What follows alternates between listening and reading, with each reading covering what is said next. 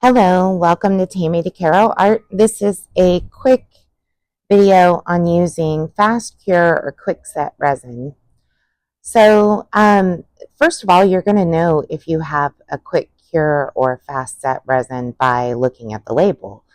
What you see here is I have my hardener on the left and the resin on the right in a jar of warm water. And I usually do that when the studio or the outside temperatures are cold and I see that the resin is moving really slowly in the bottle. I'll warm it up in a tub of hot water for about 15 minutes. And it's really important if you do that to wipe off the outside of the bottle very well. You don't want water mixing in with your resin and hardener. It will affect the way your mixture performs. So I wipe off the bottle really, really well, set it aside. Then I get the hardener and I move that water away as soon as I can because I don't want any water to get in my mixture. Now, this is KS Resin Liquidity Split. So let's talk about the properties of this resin.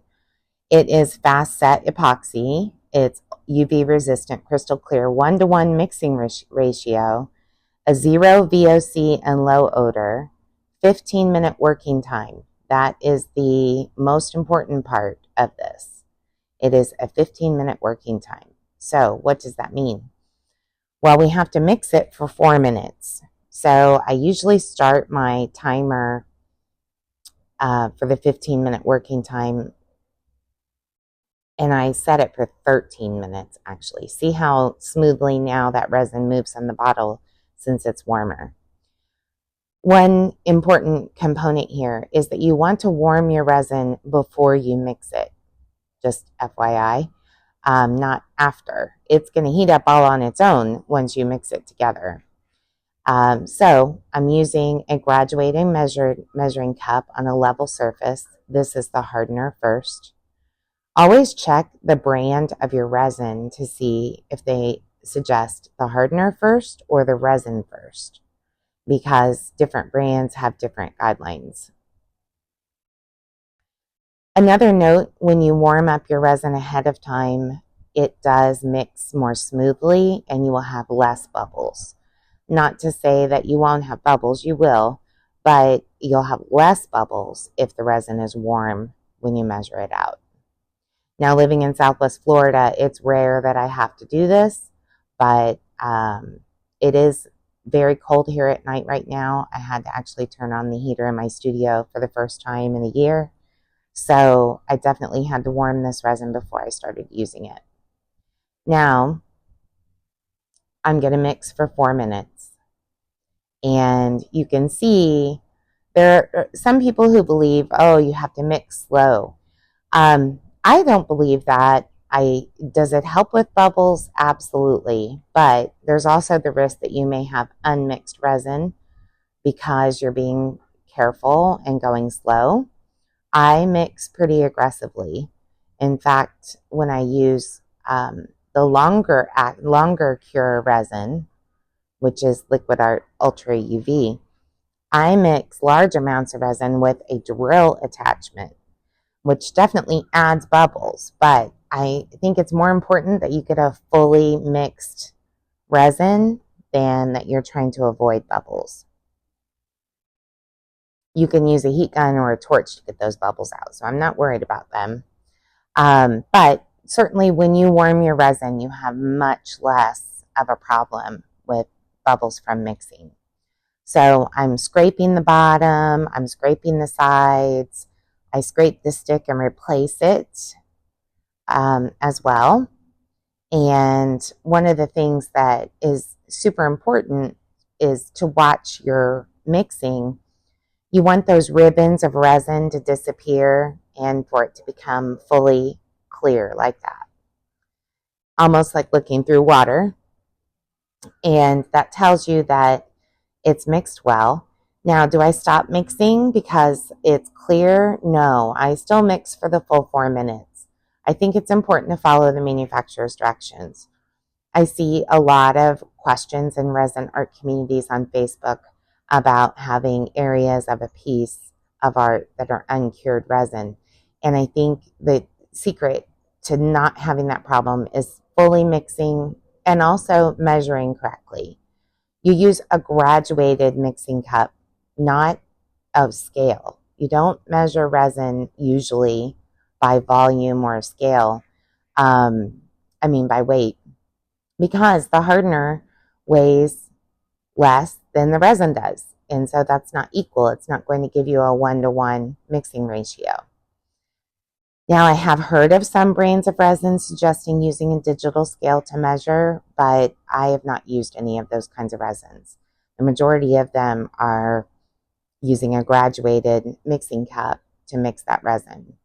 Now, we mix for 4 minutes, and this is fast set, so I do it in small batches for this reason. Because it is fast set, it's going to start gelling, and I want to get that resin out of the cup as soon as possible because it is fast set. And later in the video, I'll show you what a flash cure looks like and what happens with fast set resin.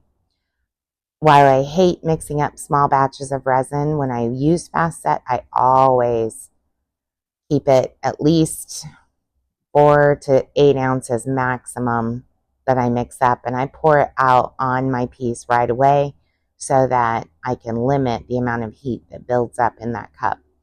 This is an ornament, so I am making sure I hit all of the edges and leaving a good amount of resin on top because I know I'll use the heat gun to get the bubbles out, and that heat gun will warm up the resin even more and it'll naturally self-level. So I'm just making sure I get all of the areas covered. I use my gloved hands for this. Yes, you could use a spreader, but you'll miss pieces. I think your hands are better at determining where you have empty spaces. These are other ornaments that I did off camera. So what I did when I mixed up that resin is I poured some out on each of the ornaments, and then I came around and spread it out. And now I'm using the heat gun to burst any bubbles, moving those 2 ornaments away from each other because they were touching. We don't want them to cure together. And the heat gun, you can see I'm just moving really quickly. I am close up on the ornament, but I'm moving really fast. You never want to keep your heat gun in one place for very long. If you have areas that are missing resin, the best thing to do is to take a stick or a skewer and scrape underneath your piece and bring that resin back up to the top. And then use your heat gun to kind of warm it up and let it self-level. See, there I'm using my skewer to bring some resin back up to that area. Now, these ornaments have a plastic coating on the back. So as soon as this resin cures, which will be in 2 hours, I can take the plastic cover off of the back, and then I have a very clean back on my ornament. Now I'm using my skewer to just make sure that the resin doesn't settle in that top part where you put the ornament hanger. And I do this a couple of times. I heat gun twice pretty quickly, like 5 minutes apart.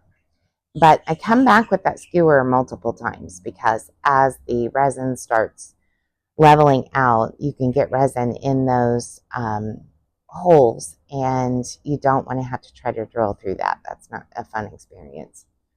Though if that does happen to you, you can heat it up with the heat gun and use a stick to pry it out or cut it out with a razor blade. This is a flash cure.